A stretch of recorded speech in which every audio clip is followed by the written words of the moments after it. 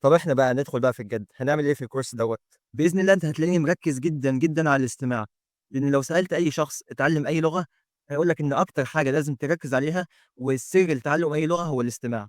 لذلك في كل الأجزاء زي ما هتعرف كمان شوية، هتلاقيني مدخّل لك الاستماع في كل حاجة، يعني رقم 1 إحنا بنسمع جزء من مسلسل أو فيلم،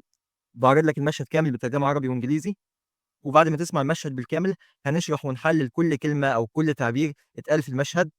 وكمان كل الكلمات أو التعبيرات هتلاقيني كاتب لك التعريفات بتاعتها واستخدامها في الحياة الواقعية، وكمان أمثلة كتيرة جدًا، وأهم حاجة أنا باركّز جدًا على الأمثلة اللي مستخدمة في الحياة الواقعية، بحيث أدّيك مثال تعرف إنك أنت فعلًا تستخدمه، مش يكون فقط مجرد مثال على الكلمة، يعني هتلاقيني الكلمة كاتبها لك وكاتب لك التعريف بتاعها، وأي كلمات أخرى مرتبطة بيها، سواء معاني قريبة أو مضاد أو أفعال اصطلاحية مرتبطة بيها، ولو مش فاهم يعني إيه أفعال اصطلاحية ما تقلقش هنشرحها، أو أي idioms متعلقة بيها. وما تقلقش برضه هنشرح كل حاجة مش عايزك تقلق خالص، وإحنا دايمًا وبناخد كل كلمة هتلاقيني باجيب لك عليها مشاهد كده سريعة من أفلام تاني، بحيث باجيب لك المشهد بالكامل على الكلمة دي، بحيث تشوفها دايمًا في سياق، مش فقط مجرد إنك أنت تستمع للكلمة، يعني أجيب لك مثلًا متحدث أصلي فقط كل اللي بيعمله إن هو بينطق الكلمة دي، لأ أنا باجيب لك مشهد كامل كمان على الكلمة دي، ده غير المشهد الأصلي اللي هو أنت شُفته في بداية الفيديو خالص، وطبعًا مش باجيب لك مشهد واحد عليها، أثناء ما أنا باشرح لك الكلمات، لأ باجيب لك مشاهد كتير بحيث إن الكلمة تثبت في دماغك. وطبعًا أي ملاحظات إضافية على الكلمة أو أي حاجة ممكن إن إحنا نضيفها بحيث نستفاد أكبر استفادة،